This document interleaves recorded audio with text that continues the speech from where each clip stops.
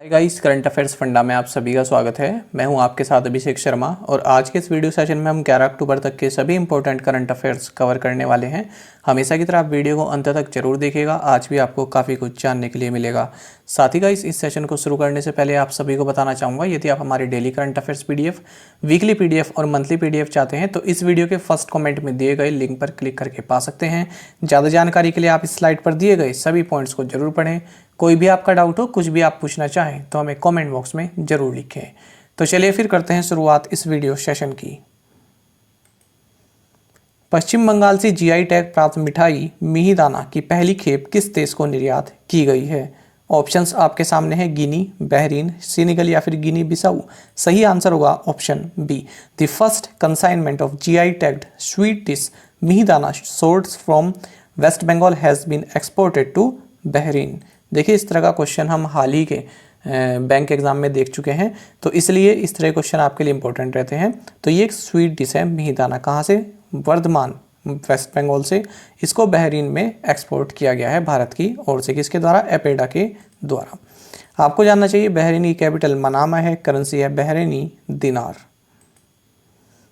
अंतर्राष्ट्रीय बालिका दिवस किस दिन मनाया जाता है? सही आंसर होगा option D. So international day of the girl child is celebrated on October 11। तो 11 अक्टूबर को मनाया जाता है। बीजिंग डिक्लेरेशन 1995 इसी से संबंधित है, international day of girl child से संबंधित है। साथ ही आपको जानना चाहिए 2021 में इसका थीम रहेगा डिजिटल जनरेशन आवर जनरेशन। आगे बढ़ते हैं। विश्व मानसिक स्वास्थ्य दिवस किस दिन मनाया जाता है? ऑप्शंस आपके सामने हैं। सही आंसर होगा option C. So world mental health day is observed on October 10। देखिए, इसमें कई सारी चीज़ें हैं। पहली बात तो ये कि 10 अक्टूबर को मनाया जाता है वर्ल्ड मेंटल हेल्थ डे। दूसरी बात यह है कि इसका थीम रहेगा इस साल 2021 में mental health care for all, let's make it a reality. तीसरी बात यह है आपके लिए कि mental health awareness campaign week ये कब से कब तक मनाया जा रहा है? 5 अक्टूबर से 10 अक्टूबर 2021 तक। साहित्य में 2021 का नोबेल पुरस्कार जीतने वाले अब्दुल रज़ाक गुरनाह किस देश से संबंधित हैं? केन्या, घाना, सोमालिया या फिर तंजानिया। सही आंसर होगा option D. So Abdul Razak Gurnah who won the 2021 Nobel prize in literature belongs to Tanzania.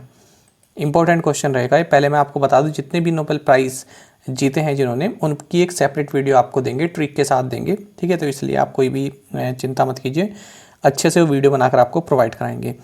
तो देखिए, ये तंजानिया के हैं। पहली बात ये आपको नोट करनी है, अब्दुल रज़ाक गुरनाह इनका नाम है। लेकिन अब ये कहाँ रहते हैं? यूनाइटेड किंगडम में रहते हैं। तो इन्हें 2021 का नोबेल प्राइज़ इन लिटरेचर मिला है। किस लिए मिला है?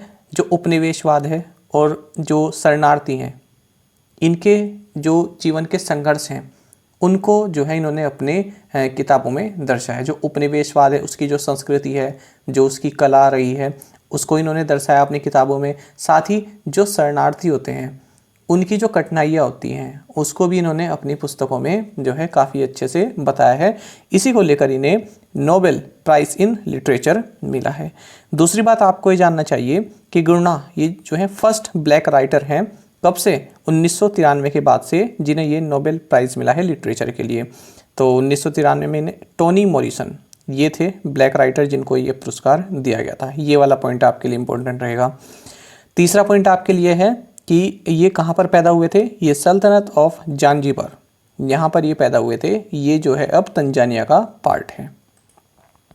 चौथा पार्ट आपके लिए, चौथा इंपॉर्टेंट पॉइंट आपके लिए ये रहेगा कि इनका जो फोर्थ नोवेल था पैराडाइज, ये बुकर प्राइज़ के लिए भी शॉर्ट लिस्ट हुआ था 1994 में। देखिए, मैं ये पॉइंट आपको इसलिए बता रहा हूँ क्योंकि नोबेल प्राइज़ से क्वेश्चन तो बनता ही है। मान लीजिए कोई थोड़ा हाई लेवल का बनाने लगे तो इस तरह के पॉइंट्स पूछ ले जाते हैं, ठीक है? तो ये सभी आप पॉइंट्स याद रखेंगे।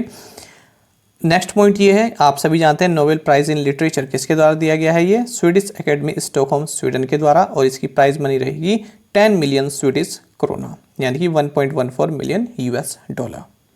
आगे बढ़ते हैं। प्रधानमंत्री नरेंद्र मोदी को भेंट किए गए उपहारों की ई नीलामी में नीरज चोपड़ा के ओलंपिक स्वर्ण पदक विजेता भाला ने कितना मूल्य प्राप्त किया है? सही आंसर होगा option C. In an e auction of gifts to prime minister Narendra Modi, Neeraj Chopra's Olympic gold medal winning javelin fetched 1.5 crore rupees. तो देखिए जो भी प्रधानमंत्री नरेंद्र मोदी को जो मोमेंटोस दिए जाते हैं या कुछ गिफ्ट दिए जाते हैं तो उनकी नीलामी हुई है। तो यहाँ पर जो सरदार पटेल का स्कल्पचर भी यहाँ पर दिया गया था तो सबसे ज़्यादा बीट्स यहाँ पर लगी, 140 बीट्स यहाँ पर लगी। और जो ओलंपिक गोल्ड मेडलिस्ट है नीरज चोपड़ा, इनका जो जेवलिन है जो जिससे इन्होंने गोल्ड मेडल जीता था तो सबसे ज़्यादा बीट वैल्यू इसको मिली है, ये मिली है 1.5 करोड़ रुपीज़ की। साथ ही अगर हम और देखें तो देखिए जो भवानी देवी हैं फेंसर हैं तो इनका जो फेंस है इसको 1.25 करोड़ मिला है। सुमित एंटिल्स का जेवलिन जो है इसको 1 करोड़ रुपए में जो है इनको ये बीड वैल्यू मिली है। तो इस तरह से सारी बीड वैल्यू आप देख सकते हैं। तो मेन आपके लिए रहेगा ये कितनी राशि में जो है नीरज चोपड़ा का जेवलिन ये गया है, ये है 1.5 crore rupees. National institute of mental health and neuro science ने माइंड नोट्स ऐप लॉन्च किया है। ये माइंड नोट्स ऐप लॉन्च किया है। आपको बताना है जो ये national institute of mental health and neuro science है ये कहाँ पर स्थित है। ऑप्शंस आपके सामने हैं, सही आंसर होगा option C. The national institute of mental health and neurosciences launched mind notes app. The NIMHANS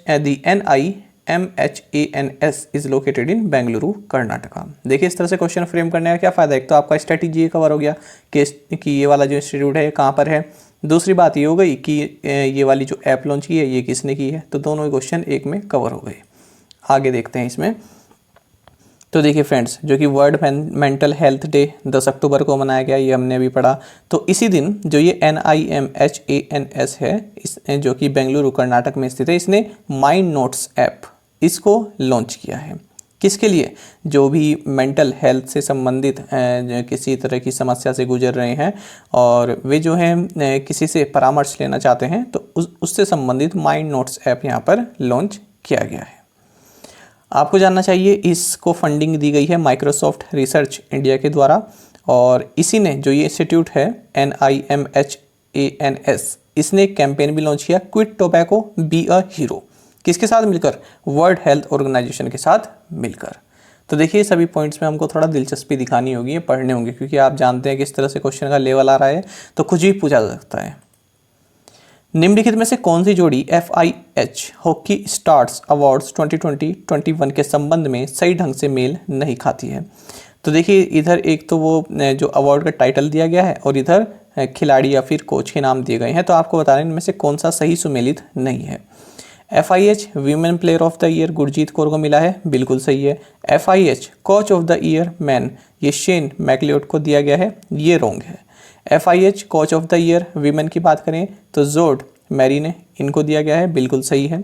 FIH man player of the year Harmanpreet Singh को दिया गया है, बिल्कुल सही है। तो इस तरह से हमारा आंसर क्या होगा, option B FIH coach of the year man Shane McLeod. ये वाला ऑप्शन हमारा गलत है। देखेंगे क्या सही आंसर होगा। देखिए अगर हम वीमेन की इसमें बात करें तो FIH player of the year रही है गुरजीत कौर इंडिया की। FIH goalkeeper of the year रही है सविता इंडिया की। FIH rising star of the year रही है शर्मिला देवी इंडिया की। FIH coach of the year रहे हैं जोड मैरी ने, ये है नीदरलैंड के और टीम इंडिया के ये कोच थे, वीमेन टीम के ये कोच थे। मैन की अगर बात करें हम तो FIH player of the year रहे हैं हरमनप्रीत सिंह इंडिया के। FIH goalkeeper of the year रहे हैं PR Sreejesh. FIH rising star of the year रहे हैं विवेक प्रसाद और FIH coach of the year रहे हैं ग्राहम रेड, ये ऑस्ट्रेलिया के हैं और टीम इंडिया जो मेंस की जो हॉकी टीम है इसके कोच हैं। तो इसका स्क्रीनशॉट आप ले लीजिए, इंपॉर्टेंट रहेगा ये वाला। तो सारे ही अवार्ड जो है यहाँ पर भारत के नाम आए हैं, ठीक है। अंतरिक्ष में दुनिया की पहली फिल्म का नाम बताइए जिसके लिए एक रूसी अभिनेता और एक निदेशक अंतर्राष्ट्रीय अंतरिक्ष स्टेशन पहुंचे। राइट, स्पेस आर, चैलेंज या फिर इम्पॉसिबल। सही आंसर होगा option C. So challenge is the world's first movie in space for which a Russian actor and a director arrived at the international space station. तो देखिए actor Yulia पेरेसिल्ड और climb शिपेंको। तो climb जो है director हैं और ये यूलिया जो है एक्टर हैं। तो ये दोनों ही जो है रशिया के सुयोज MS-19 स्पेस क्राफ्ट इससे जो है इंटरनेशनल स्पेस स्टेशन पर पहुंचे हैं। इस स्पेस क्राफ्ट को कहाँ से लॉन्च किया गया, कजाकिस्तान में रशिया का एक स्पेस लॉन्च सेंटर है बैकनूर में, तो यहाँ से इसको लॉन्च किया गया है। तो ये फर्स्ट मूवी है जो कि जो स्पेस ऑर्बिट है वहाँ पर शूट की जाएगी। मूवी का नाम क्या है, चैलेंज, तो इसका कुछ एक दो पार्ट वहाँ पर शूट करने के लिए ये पहुँचे हैं। ई संजीवनी अपनाने के मामले में कौन सा राज्य शीर्ष पर है? गुजरात, कर्नाटक, उत्तर प्रदेश या फिर आंध्र प्रदेश? सही आंसर होगा option D. So Andhra Pradesh tops in terms of adoption of e Sanjeevani. इस तरह के क्वेश्चन भी आपके एग्जाम में पूछे जाते हैं कि इस स्कीम को या फिर और कोई तरह का इनिशिएटिव है, इसको अपनाने में कौन सा राज्य पहले नंबर पर है?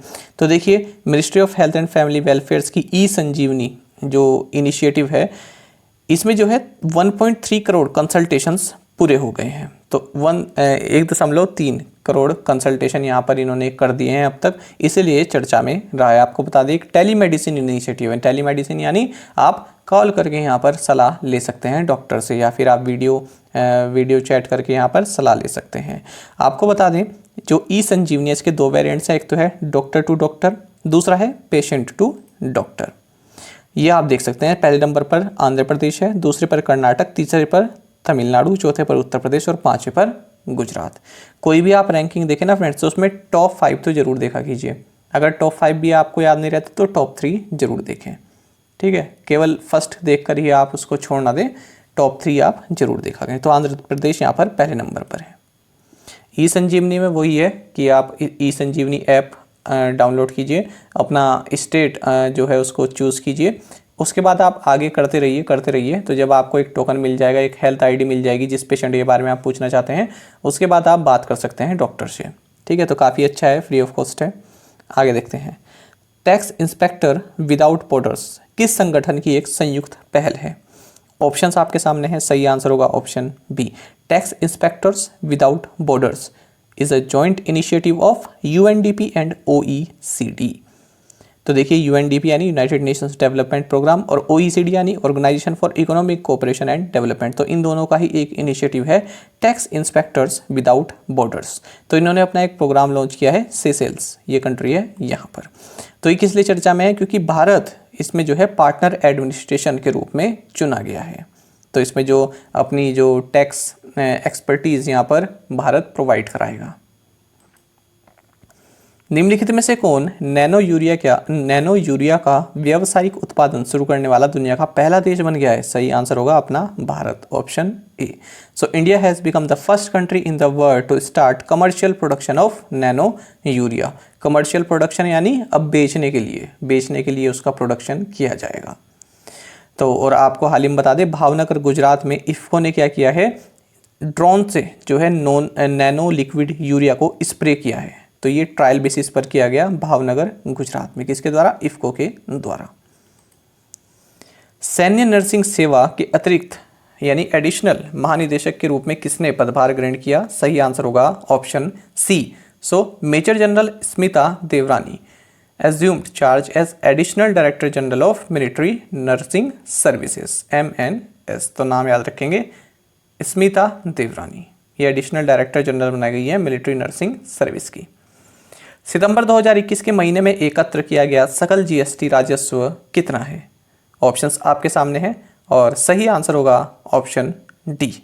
माफ कीजिएगा, सही ऑप्शन है ऑप्शन ए, सही आंसर है ऑप्शन ए। ये थोड़ा यहाँ पर ए है, ठीक है friends. So the gross GST revenue collected in the month of September 2021 is 1,17,010 crore rupees. तो ऑप्शन ए यहाँ पर सही है। तो 1,17,010 करोड़ रुपए यहाँ पर सितंबर महीने में जीएसटी रेवेन्यू कलेक्ट किया गया है। और अगर हम इस रेवेन्यू की बात करें तो टोटल सीजीएसटी है यहाँ पर 49,390 करोड़ रुपए, और जो एसजीएसटी है यानी state goods and service tax है, ये 50,907 करोड़ रुपए। सीजीएसटी यानी centre goods and services tax.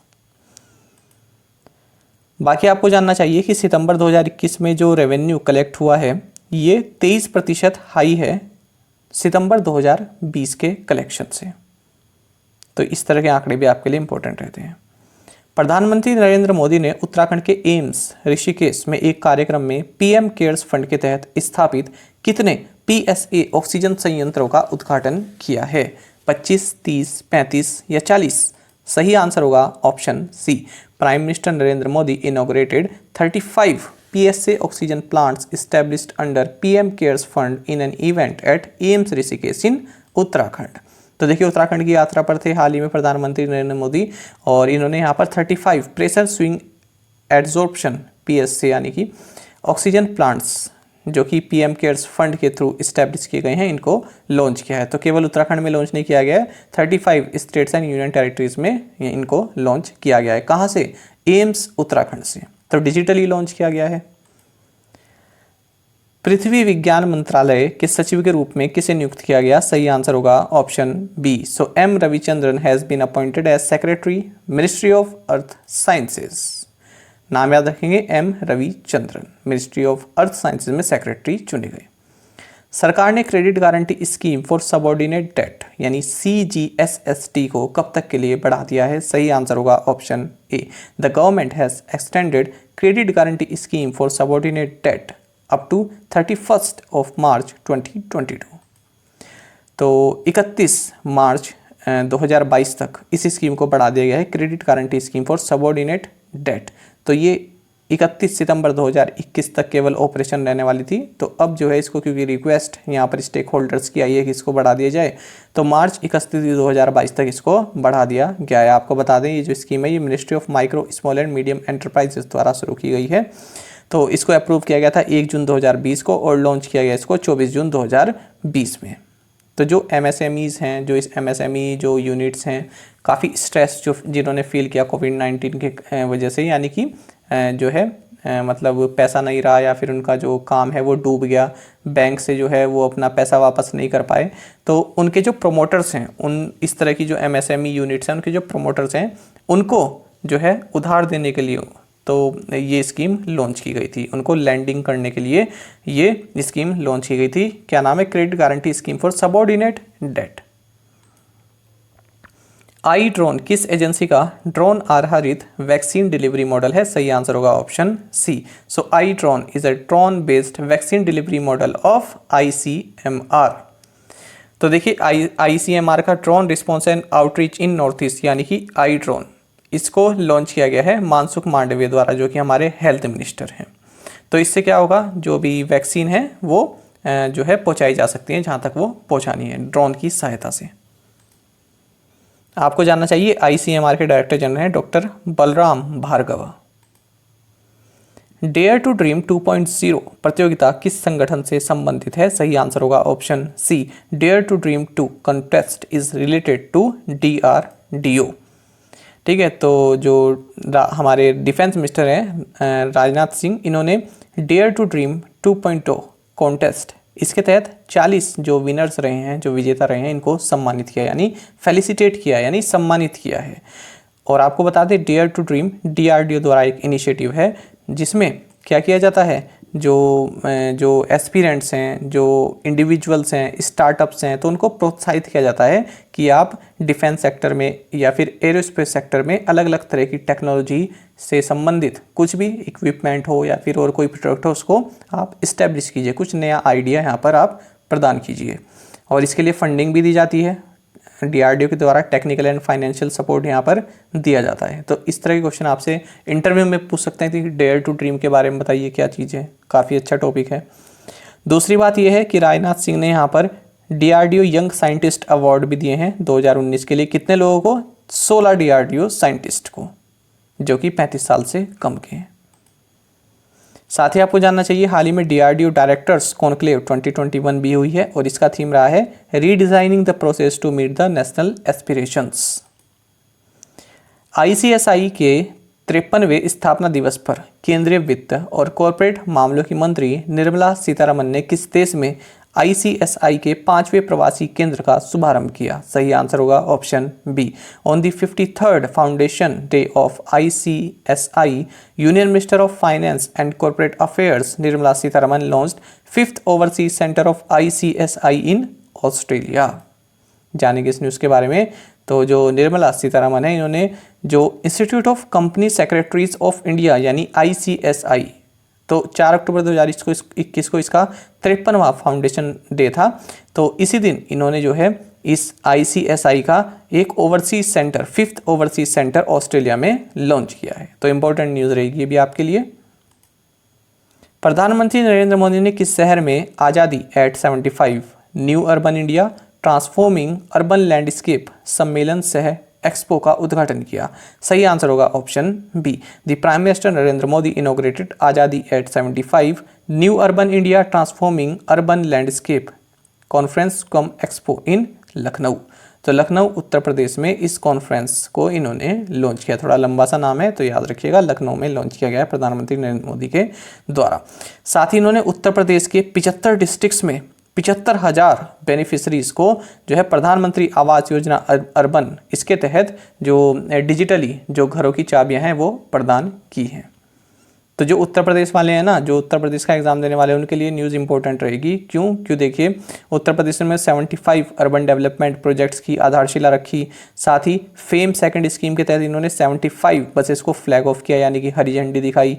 कितने शहरों में? 7 सिटीज़ में, लखनऊ, कानपुर, वाराणसी, प्रयागराज, गोरखपुर, झांसी एंड गाजियाबाद। तो जो उत्तर प्रदेश वाले हैं जिनका एग्जाम है उत्तर प्रदेश संबंधी, तो वो उनको ये सिटीज़ भी जाननी चाहिए।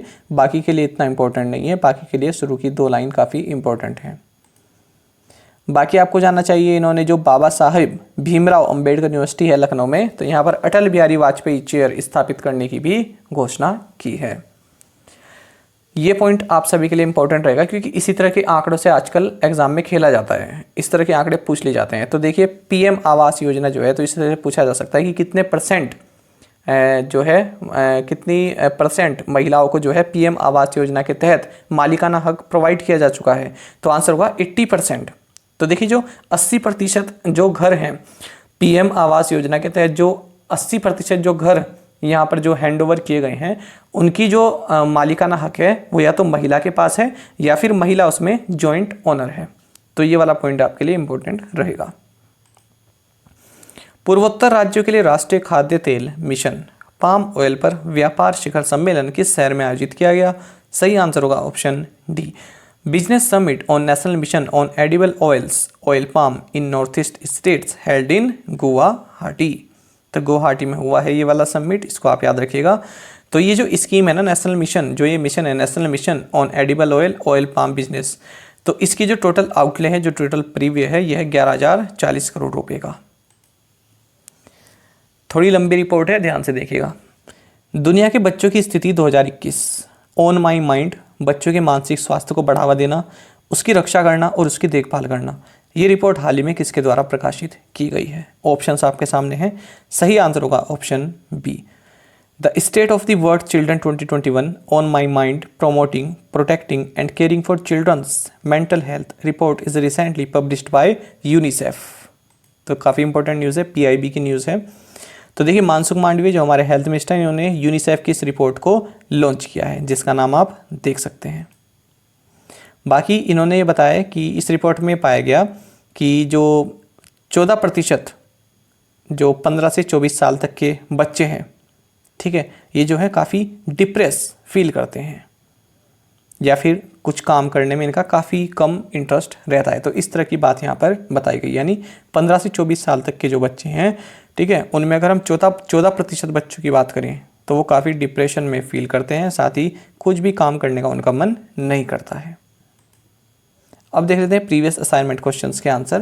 What is the capital and currency of Spain? So capital is Madrid and currency is euro. Who is the founder of Telegram Messenger? So answer is Nikolai and Pavel Durov. तो दोनों भाई हैं ये। Rewards 1 2 3 savings account is related to which bank? Answer is Airtel Payments Bank. Respond programme is related to which organisation? Answer is ISRO. Which bank is authorise to issue and encash electoral bonds? Answer is SBI। और आप में से कई aspirants ने बिल्कुल सही answer दिया है पांचों ही क्वेश्चंस का। इसी तरह से फ्रेंड्स आप पार्टिसिपेट करते रहिए, और अगर आपको हमारा कंटेंट अच्छा लगता है तो आप वीडियो को लाइक और शेयर कर सकते हैं। चलिए देखते हैं आज के assignment questions. Who is the MD and CEO of invest India? Important question है। What is the capital and currency of Ukraine? Wrestler Anshu Malik belongs to which state? What was the GDP growth in the first quarter of physical year 22? Headquarters Integrated Defense Staff celebrated its 21st Raising Day on which day? तो पांचों ही काफ़ी important question है, answer जरूर कीजिएगा। साथ ही current affairs funda को आप Telegram पर भी ज्वाइन कर सकते हैं। यहाँ पर रेगुलर वीडियो अपडेट्स और करंट क्विजेस हम आप सभी के लिए डालते रहते हैं। साथ ही डिस्कशन ग्रुप में आप किसी भी क्वेश्चन का सोल्यूशन पा सकते हैं। दोस्तों यहाँ पर हमारे करंट अफेयर्स की प्लेलिस्ट दी गई है, इसको आप जरूर देखें। अपने दोस्तों के साथ, जो भी फेलो एस्पिरेंट्स हैं उनके साथ हमारे करंट अफेयर्स को शेयर जरूर करें। आज का ये करंट अफेयर्स का सेशन आपको कैसा लगा हमें कमेंट बॉक्स में जरूर बताइएगा।